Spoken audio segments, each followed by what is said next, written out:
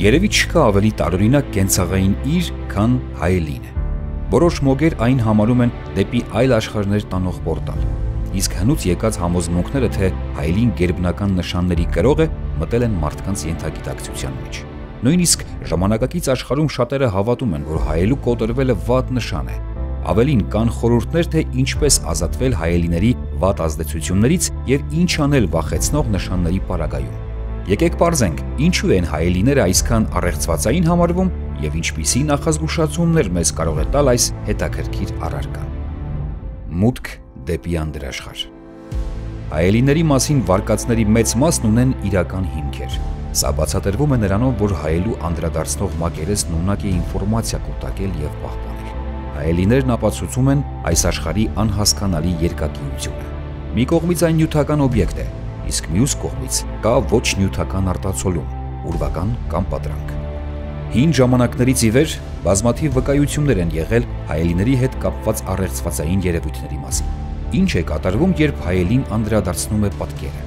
Կան մի քանի վարկածներ։ Հայելին գործիք է, որը մարդուն տանում է գիտակցության փոխակերպման վիճակի, թույլ տալով տեսնել նուրբ աշխարհները եւ հասանելի լինել այլ մարդկանց համար։ Հայելին հիշում է այն բոլոր իրադարձությունները, որոնք տեղի են ունենում իր աչքի առջև, սակայն ոչ թե տեսարանը, այլ այն վիճակը, որում եղել է մարդը այդ իրադարձությունների ազդեցության տակ։ Ի վերջո, հայելիներն էլ, ինչպես մյուս առարկաները, կրում են սեփականատիրոջ անձի դրոշմը։ Իսկ հիմա պատկերացրեք, թե ինչ մեծ ծավալի ինֆորմացիա է այս առարկան կլանում տանը գտնվելու ընթացքում։ Մենք ամեն օր հայելու առջև գնահատում ենք մեր արտաքին տեսքը։ Սակայն նույն այդ հայելին ականատեսն է լինում տան վեճերին եւ խնդիրներին եւ արտացոլում է բացասական մտքերը եւ էներգիան։ Ահա թե ինչու են էքստրասենսները խորհուրդ տալիս տանը չկախել հին հայելիներ, քանի որ պարզ չէ, թե այդ հայելիների մեջ կուտակված ինչպիսի էներգիա կա եւ ով գիտի, թե ինչպիսի ինֆորմացիա են նրանք ստացել նախկին տերերից։ Հայելիներն օգտագործվում են կախարդական ծեսերում։ Ենթադրվում է, որ նրանց միջոցով հնարավոր է տեսնել այն պատկերները, որոնք գալիս են մեզ այլ աշխարհից։ Այն դուռ է, որը հասանելի է դարձնում կապն անդրաշխարհի հետ։ Կա ժողովրդական մի ավանդույթ, ըստ որի երբ մարդ է մահանում, հետո պետք է փակել տվյալ տան հայելիները, քանի որ ենթադրվում է, որ մահացածի հոգին կարող է մտնել հայելու մեջ եւ մնալ այնտեղ երկինք գնալու փոխարեն։ Կա ենթադրություն, որ երկրում թափառող այլ անհանգիստ հոգիներ նույնպես կարող են մտնել հայելու մեջ, ինչը պատճառ կդառնա ընտանիքի անդամների հոգեկան առողջության վատթարացմանը։ Այսպիսով, ոմանք տեղափոխվելով նոր բնակարան եւ չփոխելով հայելիները կարող են նկատել, որ կարծես ուրիշի կյանքով են ապրում։ Իսկ եթե հին հայելին օգտագործվել է կախարդանքների համար եւ դրա միջոցով կանչվել են մութ էակներ, ուրեմն հայելու մեջ միջանցք է բացվել եւ այդ էակները կարող են հանգիստ այցելել նոր սեփականատերերին։ Մի խոսքով, երկար ժամանակ ուրիշի կողմից օգտագործված հայելին վտանգավոր օբյեկտ է եւ եթե նման իրավիճակում եք հայտնվել, պետք է քայլեր ձեռնարկել։ Ինչ անել նման հայելիների բացասական հետևանքներից ազատվելու համար։ Կան մի քանի տարբերակներ։ Առաջին, այս գործողությունը պետք է կատարել նվազող լուսնային օրերին։ Ծածկեք հայելին մուգ կտորով եւ կոտրեք այնպես, որ բաժանվի փոքր կտորների։ Փաթաթված բեկորները տարեք ճահիճ եւ թաղեք այնտեղ։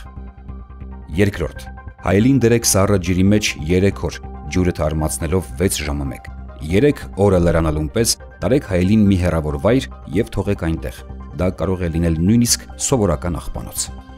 Երրորդ, փաթաթեք հայելին մուգ կտորի մեջ եւ տարեք անտառ։ Խորը փոսփորեք եւ հայելին դրեք հողի մեջ այնպես, որ անդրադարձնող կողմը լինի դեպի ընդերքը, այնուհետև այն ծածկեք հողով։ Ինչ նշաններ է իր մեջ պարունակում հայելու կոտրվելը։ Մանկուց գրեթե բոլորը լսում են այն մասին, որ կոտրված հայելին վատ նշան է, սակայն կարևոր է, թե ինչպիսի պայմաններում է այն կոտրվում։ Եթե հայելին դիտմամբ կամ վատ տրամադրությամբ կոտրել եք, ապա այն կարող է բերել դժբախտություն։ Քանի բեկորի բաժանվում է հայելին, այդքան տարի էլ կտևի դժբախտությունը։ Ոմանք կարծում են, որ անհաջողությունները տան բոլոր բնակիչների համար կշարունակվեն 7 տարի։ Պատահաբար ջարդված հայելին փոփոխությունների նշան է։ Եթե հայելին ջարդել է երեխան, ապա սա նախազգուշացնում է սպասվելիք վտանգների մասին։ Հնարավոր է, որ վերջերս կայացրած ձեր կարևոր որոշումը սխալ է։ Պետք է նշել, որ երեխան այս դեպքում վտանգի տակ չի գտնվում, քանի որ մինչև 7 տարեկան գտնվում է մոր պաշտպանության տակ եւ երեխայական անտեղյակությունը որպես պահպանիչ վահան է ծառայում։ Ուրիշի հայելին կոտրելը ձեր եւ նրա անհամատեղելիության նշանն է։ Սա նշանակում է, որ կողմերից մեկը գիտակցաբար կամ անգիտակցաբար փորձում է վնասել մյուսին։ Մեքենայում կոտրված հայելին վթարի նշան է։ Պետք է անհապաղ փոխել ավտոմեքենան այսպիսի դեպքերում։ Ճաքած հայելին հիվանդության, թուլության եւ դժբախտության նշան է։ Հայելու ճաքը կապված է բացասական էներգիայի ներթափանցման հետ, ինչը կարող է վտանգավոր լինել։ Իսկ ճաքած հայելիների մեջ նայելը ձեր սեփական հոգին մասնատում է բեկորների, բերելով եւ ֆիզիկական, եւ մտավոր բնույթի խնդիրներ, այնպես որ ավելի լավ է ազատվեք ճաքած հայելիներից։ Թեև ավանդաբար մարդիկ կոտրված հայելիների հետ վատ նշաններ են կապում, սակայն կենցաղում այն կարող է պարզապես որոշակի անհարմարությունների հետևանք լինել, իսկ ոմանց համար նոր աշխատանքի, ճակատագրական հանդիպման, անսպասելի շահույթի ազդանշան լինել։ Փորձեք ինքներդ ուշադիր լինել ձեզ հետ կատարվող իրադարձությունների պատճառահետևանքային կապերին եւ ավելի հստակ կհասկանաք տրվող նշանները։ Ամեն դեպքում մի բան հաստատ է. վնասված հայելուց պետք է ազատվել, քանի որ այն արդեն աչքի է ընկնում էներգետիկ անկայունությամբ։ Այժմ հասկանանք, թե որտեղ է կարելի եւ որտեղ չի կարելի տեղադրել հայելին։ Յուրաքանչյուր տան մեջ ըստ իրերի դասավորության ստեղծվում են էներգետիկ միջանցքներ։ Եթե օբյեկտները ճիշտ են դասավորված, ապա բացասական էներգիան չի մտնի տուն եւ հակառակը։ Իսկ հայելին այս դեպքում խաղում է ամենակարևոր դերը։ Նուրբ մակարդակում այն կարող է ամբողջությամբ փոխել տարածքի էներգետիկ պատկերը։ Խորհուրդ չի տրվում հայելին տեղադրել մուտքի դռան դիմաց։ Նման դասավորվածությունն առաջացնում է դրական էներգիայի արտահոսք եւ գրավում է անցանկալի հյուրերին։ Հայելին պետք է տեղադրվի մուտքի կողքին եւ արտացոլի բնակարանի սենյակները, այն կնպաստի դրականի կուտակմանը։ Լավ տարբերակ է նաեւ հայելին տեղադրել տան մուտքի դռան վրա, նախընտրությունը տրվում է կլոր հայելիներին։ Պետք է զգույշ լինել հայելին պատուհանի դիմաց կախելուց, քանի որ դրական էներգիան կսկսի անդրադառնալ եւ դուրս գալ սենյակից։ Բացառություն է այն դեպքը, երբ պատուհանից բացվում է բնության գեղեցիկ տեսարան։ Նման պատկերը բարենպաստ ազդեցություն կունենա տան մթնոլորտի վրա։ Այլ դեպքերում հայելային մակերեսները պետք է գտնվեն պատուհանների հարևանությամբ կողային պատերի վրա։ Չի կարելի հայելին տեղադրել մահճակալի դիմաց։ Կա երկու պատճառ։ Նախ քնած մարդու հոգին կարող է մոլորվել եւ մտնել ապակու մեջ։ Բացի այդ, ննջասենյակի հայելին էներգիա է կլանում մարդուց։ Ահա թե ինչու քնից հետո շատերը հոգնածություն են զգում։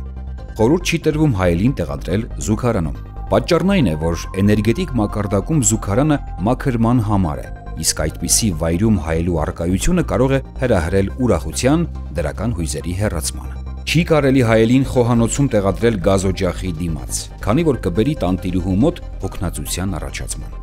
Հաջողությունը եւ հարստությունը մեծացնելու համար խորհուրդ է տրվում հայելին տեղադրել այնպես, որ նրա մեջ տեսանելի լինի ճաշասենյակը, սակայն սեփական արտացոլանքի առջև սնվելը կարող է վնասել գեղեցկությանը, առողջությանը եւ երջանկությանը։ Ավանդաբար հայելու տեղադրման համար լավագույն վայրը հյուրասենյակն է։ Ցանկալի է, որ սենյակը լինի կոկիկ եւ գեղեցիկ կահավորված, իսկ հայելու մեջ արտացոլվեն ծաղկամաններ, արձանիկներ, երջանիկ հույզեր փոխանցող լուսանկարներ։ Ծանոթանանք եւս մի քանի նշանների, որոնց դեպքում պետք է ուշադիր լինել։ Խուսափեք գրպանի հայելու կորստից, այն կարող է հանգեցնել եւ նյութական եւ հոգեկան կորուստների։ Երկար մի նայեք հայելու մեջ ձեր աչքերի արտացոլանքին, այն կարող է հանգեցնել արագ ծերացման։ Հիվանդի սենյակում թաքնված հայելին կարող է նպաստել առողջության վերականգնմանը, հիվանդությունը տեղափոխելով այլ աշխարհ։ Կեղտոտ հայելին խոսում է ընտանիքում առկա խնդիրների մասին, հաճախ մաքրեք հայելիները։ Հայելին, որի արտացոլանքում կտրվում են մարդու ոտքերը կամ գլուխը, կարող է բերել առողջական խնդիրներ։ Հայելի նվիրելը բաժանման նշան է։ Եթե կինը պահում է քառակուսի հայելի, ապա դա նրա կյանքում առկա դժվարությունների եւ սուր անկյունների մասին է հուշում։ Ընկերուհիները, որոնք միասին նայում են հայելու մեջ, կարող են տղամարդու համար հակամարտություն սկսել։ Մի նայեք հայելու մեջ, եթե վերադառնում եք մոռացված իրի հետևից։ Ասում են, որ այդ դեպքում սատանային վերցնում եք ձեզ հետ։ Այսպիսով, որքան էլ տարբեր են տեսակետները, բայց մի բան հաստատ է։ հայելին պետք է գոհացնի տիրոջը, իսկ եթե անհարմարություն է պատճառում, պետք է ազատվել։ Հայելու մասին յուրաքանչյուր նշան փոխանցվում է սերնդեսերունդ եւ կուտակված փորձի արդյունք է, իսկ լինել սնահավատ թե ոչ, որոշում եք ինքներդ։ Քանի որ հայելիները կարևոր դեր են խաղում մեր կյանքում, պետք է հոգ տանել նրանց մասին։ Հաճախակի լվացեք եւ չորացրեք հայելիները փափուկ կտորով։ Խորհուրդ չի տրվում սրբել անձեռոցիկով կամ թղթով։ Իսկ եթե համոզված եք, որ հայելու մեջ կուտակված է բացասական էներգիա, օրինակ վատ մարդ է նայել նրան, ապա սրբեք այն աղի լուծույթով եւ կողքին մոմեր վառեք։